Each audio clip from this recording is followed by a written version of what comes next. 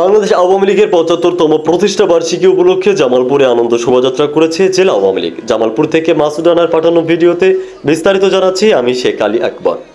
গতকাল শনিবার বিকেলে জেলা আওয়ামী লীগের আয়োজনে শহরের ফৌজদারি মোড় থেকে আনন্দ শোভাযাত্রা বের হয়ে প্রধান সড়ক প্রদক্ষিণ করে পিটিআই মোড়ে গিয়ে শেষ হয়। এর আগে সংক্ষিপ্ত আলোচনায় বক্তব্য রাখেন জেলা আওয়ামী লীগের সভাপতি অ্যাডভোকেট মোহাম্মদ বাকিবিল্লাহ, সাধারণ সম্পাদক বিজন কুমার চন্দ, পৌর মেয়র সানোয়ার হোসেন ছানু সহ আরও অনেকে। এ সময় জেলা আওয়ামী লীগের অঙ্গ সহযোগী সংগঠনের নেতাকর্মীরা উপস্থিত ছিলেন। শেখ হাসিনা আমাদের প্রিয় নেত্রী আপনাদেরকে অভিনন্দন জানিয়েছেন। আজকে জেলা উদযাপন সুন্দরভাবে সমাজের ক্ষেত্রে গুরুত্বপূর্ণ ভূমিকা পালন করেছেন, তাদেরকে আমরা ধন্যবাদ।